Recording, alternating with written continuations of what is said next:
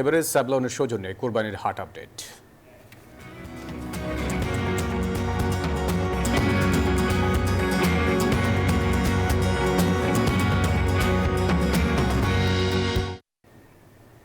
কয়েকদিন বাদে পবিত্র ঈদুল আজহা, ত্যাগের বহিবায় ভাসর এই উৎসবকে ঘিরে এরই মধ্যে রাজধানী ঢাকার বিভিন্ন প্রান্তের কোরবানির পশুর হাটগুলো ক্রেতা বিক্রেতাদের পদচারণায় মুখর হতে শুরু করেছে। তবে এখনো পুরোপুরি শুরু হয়নি পশু বেচাকেনা। দাম নিয়েও রয়েছে ক্রেতা বিক্রেতাদের মিশ্র প্রতিক্রিয়া। চাঁদ দেখার পর থেকেই রাজধানীতে কোরবানির পশুর হাট বসেছে। দেশের বিভিন্ন অঞ্চল থেকে ব্যাপারীরা ট্রাকে করে পশু নিয়ে আসছেন হাটে। কারো মুখে যেমন হাসির ঝিলিক, তেমনি কারো কপালে চিন্তার ভাঁজ। পশুর সরবরাহ, দাম এবং সার্বিক ব্যবস্থাপনা নিয়ে ক্রেতাদের মধ্যে দেখা যাচ্ছে মিশ্র প্রতিক্রিয়া। গরু দেখলাম, খুব ভালোই দেখলাম, কিন্তু দাম খুব বেশি যাচ্ছে। যে গরুগুলি গত বছর ছিল আপনার 1 লাখ বা 80,000, সেগুলি এবার 2 লাখ 3 লাখ দাম যাচ্ছে। দাম এখন নাগালের বাইরেই। 2-1 দিন গেলে বোঝা যাবে যে আসলে ক্রয় ক্ষমতার কতটুক সাধ্যের মধ্যে আছে।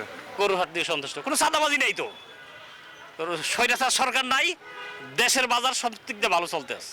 ঢাকার কয়েকটি হাট ঘুরে দেখা যায় এখনো পশু আমদানি অব্যাহত রয়েছে। ব্যাপারীরা বলছেন আবহাওয়া প্রতিকূল থাকায় এখনো জমে ওঠেনি বেচাকেনা। আমি সিরাজগঞ্জ সাজাদপুর থেকে আসছি। আমি 33টা গরু নিয়েছি, 2.5 লাখ 3 লাখ টাকা দাম গরু। আমরা গরু আনছি এক গাড়ি 15টা, সর্বোচ্চ 2,50,000 টাকা দাম, আর সর্বনিম্ন 1,50,000। আমি যে চুয়াডাঙ্গা থেকে আইছি, গরু এক গাড়ি আনিছি, যে দাম এখন কেউ বলিনি। হাটে ব্যাপারী ও ক্রেতাদের সার্বিক নিরাপত্তা ও স্বাচ্ছন্দ্য নিশ্চিত করা হয়েছে বলে জানান সংশ্লিষ্টরা। তো আমাদের এখানে যোগাযোগ ব্যবস্থাটা খুবই ভালো, কারণ আপনার সব জায়গা থেকে আপনার এই হাটটা হলো তেজগাঁও পলিটেকনিক ইনস্টিটিউটের মাঠ।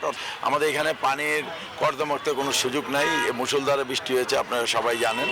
তো সেই অবস্থায় আমরা কিন্তু মাঠটা সুন্দর করে আমরা বালু দিয়ে যেভাবে যেখানে ব্যবস্থাপনা করা যায় করেছি। ঈদ যতই ঘনিয়ে আসবে হাটগুলো ততই ক্রেতা বিক্রেতার পদচারণায় মুখর হয়ে উঠবে বলে মনে করছেন সংশ্লিষ্টরা। আল মোহাম্মদুল খান, নিউজ 24, ঢাকা। জীবনে প্রতিদিন প্রতি মুহূর্তে জীবাণুমুক্ত থাকার কন্ট্রোল হাতে রাখি বলেই আমরা নিশ্চিন্ত। স্যাভলন, জীবাণুমুক্ত প্রতিদিন।